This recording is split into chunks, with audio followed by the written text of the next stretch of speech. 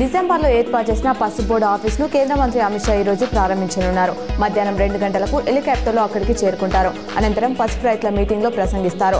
ఈ కార్యక్రమంలో రాష్ట్ర బీజేపీ నేతలు పాల్గొంటారు. మంత్రి పర్యటన సందర్భంగా నిజామాబాద్లో పటిష్ట భద్రత ఏర్పాటు చేశారు. నేడు నిజామాబాద్ నగరంలో కేంద్ర మంత్రి అమిత్ షా పసుపు బోర్డు ప్రారంభించే కార్యక్రమంలో రాష్ట్ర మంత్రులు సీతక్క, తుమ్మల పాల్గొన్నారు. కేంద్ర హోంమంత్రి అమిత్ షా మధ్యాహ్నం 1 గంటకు బేగంపేట్ ఎయిర్పోర్ట్ కు చేరుకుంటారు. అక్కడి నుంచి 1:45కు ప్రత్యేక హెలికాప్టర్లో నిజామాబాద్ కలెక్టరేట్ కు వెళ్తారు. 2 గంటలకు జాతీయ పసుపు బోర్డు కార్యాలయాన్ని ప్రారంభిస్తారు. అనంతరం 2:35 గంటలకు కంటేశ్వర క్రాస్ రోడ్ లో డి శ్రీనివాస్ విగ్రహాన్ని ఆవిష్కరిస్తారు. పాలిటెక్నిక్ గ్రౌండ్ లో జరిగే కిసాన్ మహాసభలో పాల్గొని సాయంత్రం 5:30 తిరిగి ప్రయాణమవుతారు. రాష్ట్ర వ్యాప్తంగా జూలై 3-4 తేదీలో ఇంజనీరింగ్ డిగ్రీ కాలేజీల బంద్కు పీడీఎస్యూ పిలుపునిచ్చింది. విద్యారంగంపై ప్రభుత్వం నిర్లక్ష్యం, 8,000 కోట్లు రీఎంబర్స్మెంట్, స్కాలర్షిప్ బకాయిలను చెల్లించాలని డిమాండ్ చేసింది. విద్యార్థుల సంక్షేమాన్ని ప్రభుత్వం గాలికి వదిలేసిందని ప్రభుత్వ తీరును నిరసిస్తూ ఈ బంద్ చేపడుతున్నట్లు తెలిపింది.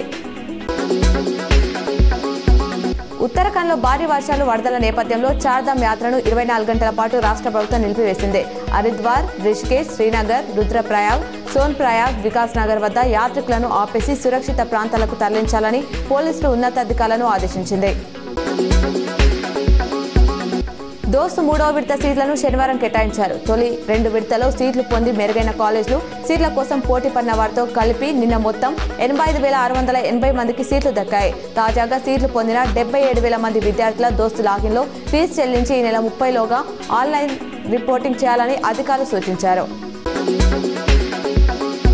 ప్రముఖ యాంకర్ స్వేచ్ఛ ఆత్మహత్య కేసులో కీలక పరిణామం చోటు చేసుకుంది. ఆమె సన్నిహితుడు పూర్ణచందర్ తన లాయర్తో కలిసి హైదరాబాద్ చిక్కడపల్లి పిఎస్లో లొంగిపోయారు. ఆయనపై ఇదే పిఎస్లో పలు సెక్షన్ల కింద కేసులు నమోదయ్యాయి. కాగా తన కూతురు స్వేచ్ఛ ఆత్మహత్యకు పూర్ణచందర్ కారణమని ఆమె తండ్రి ఆరోపించారు.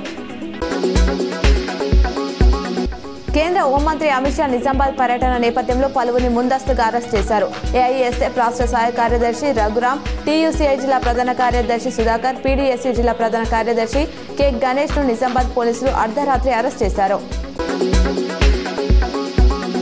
రాష్ట్రంలోని హెచ్ఐవి బాధితులకు త్వరలో కొత్త పెన్షన్లు మంజూరు చేస్తామని మంత్రి సీతక్క తెలిపారు. 13,000కు పైగా దరఖాస్తులు పెండింగ్లో ఉన్నాయని, వాటిని పరిశీలించి ఆర్థిక శాఖకు పంపుతామని, ఆమోదం లభించగానే పెన్షన్లు మంజూరు చేస్తామన్నారు. కాగా రాష్ట్రంలో ఇప్పటివరకు 36,000 మంది హెచ్ఐవి బాధితులకు పెన్షన్ లభిస్తుంది.